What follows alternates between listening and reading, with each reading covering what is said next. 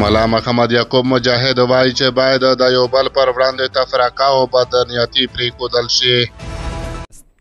هغه د دشمن هڅې چې کړي دي هغه ټولې په اوبو باندې لاهو کړو. دا خپل ترمنځ تفرقه، خپل ترمنځ بدنیتۍ، یو پر بل باندې بې اعتمادي، یو د بل مخه نیونه، یو د بل په وړاندې اعتراضات وړاندې کول، دا ذهنیت نور باید ترک شي. سلام ستړي مشئ، پام وکړئ د یاران ټي وي یوټیوب چینل څخه تازه او مهم خبر ته. د افغانستان ملي دفاع وزارت سرپرست مولوي محمد یعقوب مجاهد د سهشنبې په ورځ د تخنیکي او مسلکي تعلیماتو ادارې فراغت غونډه کې ویلي چې په هېواد کې د خلکو ترمنځ د تفریقې او بې باورۍ لپاره ډېرې هڅې شوې دي. د افغانستان ملي دفاع وزارت سرپرست په دغو مراسمو کې ویلي چې هېواد اوس په بېلابېلو برخو کې له جدي ننګونو سره مخ دی او د افغانستان اسلامي امارت ژمن دی چې په دغو برخو کې د ځوانانو له زده کړو هر ډول ملاتړ وکړي.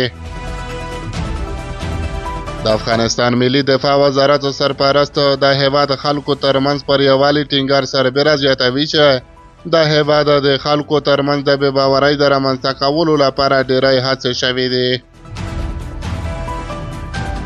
ښاغلی مولوي محمد یعقوب مجاهد زیاتوي چې هغه د دشمن هڅې چې کړي دي هغه ټولې په اوبو لاهو کړو.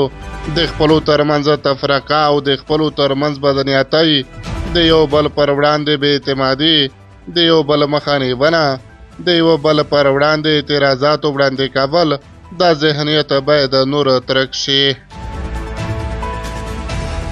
د افغانستان د لوړو زده کړو وزارت سرپرست ندا محمد ندیم هم وایي چې تاسې د نظري زده کړو ترڅنګ په عملي میدان کې ډېری کار کړی دی.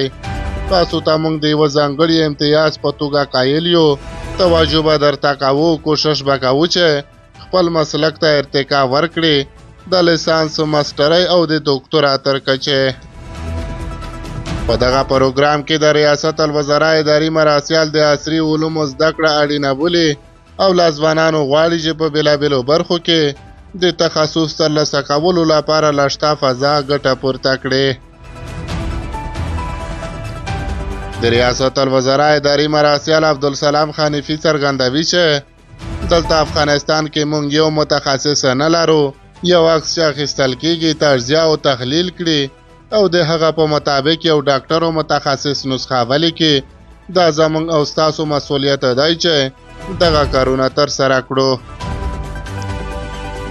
په دغه پروګرام کې د کرنې او برېښنا په ګډون د تخنیکي او مسلکي زده کړو ادارې د څه باندې 20 څانګو شاوخوا 1400 محصلان خپل فراغت ولمانځه.